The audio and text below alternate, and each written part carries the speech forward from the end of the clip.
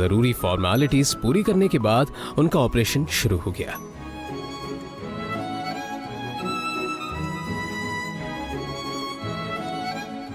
कुछ देर में डॉक्टर ने खबर सुनाई थी कि अब शेखर की हालत ठीक है। ये सुनकर दोनों ने राहत की सांस ली। अब वो मैं पापा के लिए खाना लेकर आई थी, सोचा था उनकी तबीयत बेटर होगी तो उन्हें खिला दूंगी, पर अब आप ही को खाना पड़ेगा।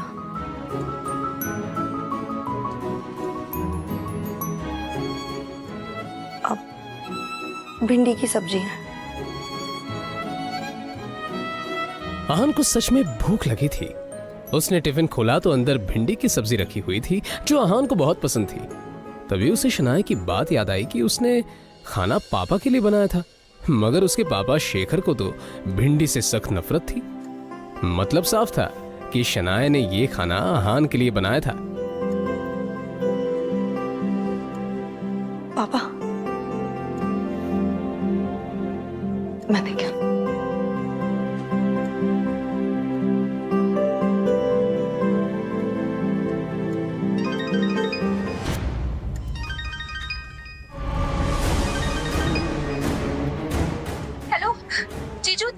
के क्लब में कुछ लोग मेरे साथ जबरदस्ती कर रहे हैं। छोड़ो मुझे। आहान, हेलो। शगुन, क्या नया नाटक है? शगुन के रोने की आवाज और गुंडों के हंसने की आवाज आहान के कानों में साफ पड़ रही थी।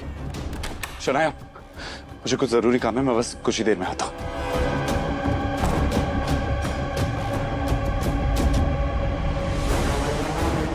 जैसे ही आहान देव मल्होत्रा के क्लब में पहुंचा तो वहां कोई भी नहीं था। पूरा क्लब खाली था। उसे किसी साजिश की बू आ रही थी।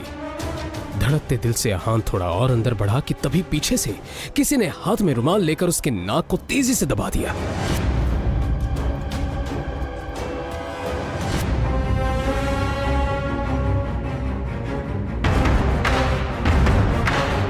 आखिर क्या होने वाला है आहान के साथ?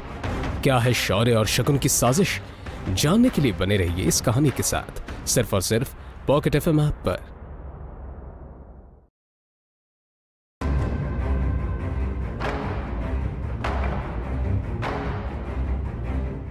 अचानक हुए इस हमले से आहान खुद को संभाल नहीं पाया। अपनी नाक पर पड़े बंधन से आहान ने निकलने की पूरी कोशिश की थी, मगर अंत में उसका शरीर ढीला होता गया और आहान बेहोश होकर जमीन पर गिर पड़ा।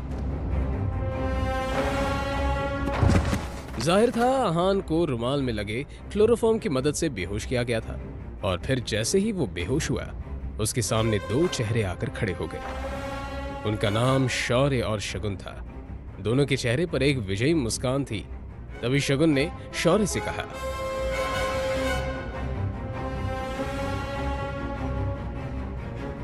इसके बाद क्या हुआ कुछ पता नहीं चला।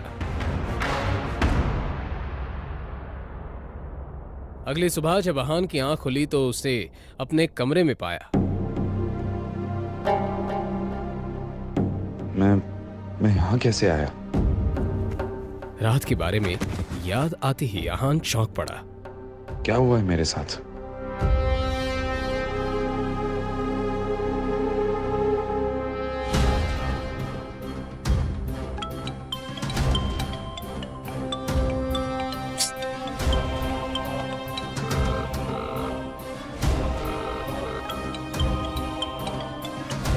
हेलो शगुन, ये क्या खेल चल रहा है? कहाँ हो तुम? मैं जब मल्होत्रा के यहाँ पहुंचा तब वहां तुम नहीं थी, और फिर मुझे किसी ने बेहोश कर दिया और अब मैं अपने घर में उठाऊं। सच सच बताओ, मेरे साथ क्या हुआ? क्या सस्ते नशे करने की आदत पड़ गई है क्या आपको जीजा जी? देखिए, मैंने आपको कहीं नहीं बुलाया और मैं तो शहर से बाहर हूँ यार। देखिए जीजा जी, मैं बहुत बिजी। आपकी फिजूल की बातों के लिए मेरे पास बिल्कुल वक्त नहीं, ठीक है? फोन रखिए। इतना कहकर शगुन ने फोन काट दिया। तभी उसके मोबाइल पर शनाया का मैसेज आया। इस मैसेज को पढ़कर आहान ने एक लंबी सांस ली और फिर उसके मोबाइल पर विक्रम का फोन आया। फोन उठाते ही विक्रम ने कहा, अब आप अपना काम शुरू कर सकते हैं। फिलहाल आपके रहने के लिए रोजवुड स्प्रिंग में एक घर बुक कर दिया। आप जाकर देख सकते हैं, मगर उस कार्तिक कोहली से बचकर रहना। वो बहुत ही चालाक है और अपना काम निकालने में काफी माहिर। रोजवुड स्प्रिंग के बारे में अहान ने बहुत सुन रखा था। एक फ्लैट की कीमत भी वहां 50 करोड़ से कम नहीं थी। उसे याद था कि शनाया को ये जगह बहुत पसंद थी। अरे ओ रुको रुको, कौन हो तुम और इस तरह से अंदर क्यों जा रहे हो? वो मुझे यहाँ पे घर खरीदना है, बस वही देखने जा रहा हूँ। ए भाई आजकल तो कोई भी ऐसे ही इधर मुंह उठा के चला आता है और तुम्हारी तो इधर देखने तक की भी औकात नहीं है और बातें बड़ी बड़ी कर रहे हो। चलो निकलो ऐसे, निकलो। एक तो किसी के कपड़े देखकर उसे जज करना गलत बात होती है, और यहाँ हर गेस्ट के साथ आप ऐसी बात करते हैं क्या? मुझे जाने दीजिए। अरे जाओ जाओ निकलो, अरे मेरी गाड़ी लेके निकलो, चलो। और फिर इस तरह से उनके बीच बात काफी बढ़ गई। अहान उसको थप्पड़ मारने ही वाला था कि तभी पीछे से एक आवाज आई। सर अहान ने पलटकर उस तरफ देखा तो रोजवुड स्प्रिंग का मालिक कार्तिक कोहली खड़ा हुआ था। कार्तिक कोहली उन गार्ड्स के नजदीक आकर बोला, सर इन्हें माफ कर दीजिए, इनकी तरफ से मैं आपसे सॉरी बोलता हूँ। शायद तुम गेस्ट से बात करने की तमीज भी भूल चुके हो। तुम्हें पता भी है सामने कौन खड़ा है? Sorry sir. निकलो, आउट। इतना कहकर कार्तिक कोहली अहान को अंदर Sorry. ले गया। इन्हें मैं कौन हूँ ये बताने की कोई जरूरत नहीं है। बस इन्हें ये पता होना चाहिए कि अगर कोई गरीब भी यहाँ पे आ जाए ना, तो उसके साथ भी सलीके से पेश आना चाहिए। जी जरूर। अब वैसे मुझे पता था आप यहाँ आने वाले हैं, बस इन्हें बताना भूल गया। वैसे मैंने आपके लिए लंच का इंतजाम किया, चलिए जरा हमें भी मौका दीजिए। आपका ये रोजवुड स्प्रिंग्स काफी पॉपुलर हो रहा है, पर मुझे लगता है अगर इस पहाड़ी इलाके में इसका एक्सपेंशन हो पाए ना, तो ये जगह देश भर में मशहूर हो जाएगी और बड़े बड़े लोग आकर खरीदारी करना पसंद करेंगे।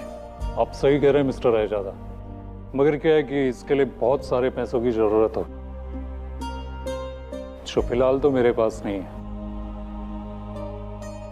अगर आप चाहें तो इस प्रोजेक्ट में मैं इन्वेस्ट कर सकता हूँ। ये तो मेरे लिए बड़े नसीब की बात होगी। मुझे आपका ये फैसला मंजूर है। और फिर इस तरह से यहाँ एक डील फाइनल हो गई। कार्तिक कोहली बहुत ही खुश था। तो ठीक है, मैं चलता हूँ। अरे मिस्टर रायजादा, बाहर धूप बहुत है, आप मेरी गाड़ी लेकर जाइए प्लीज।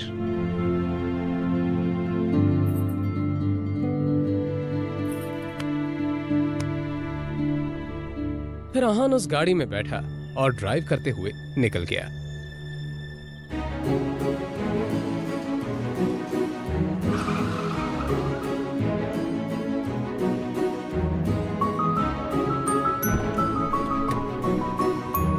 इधर अहान अब शनाया के ऑफिस के बाहर पहुंच चुका था।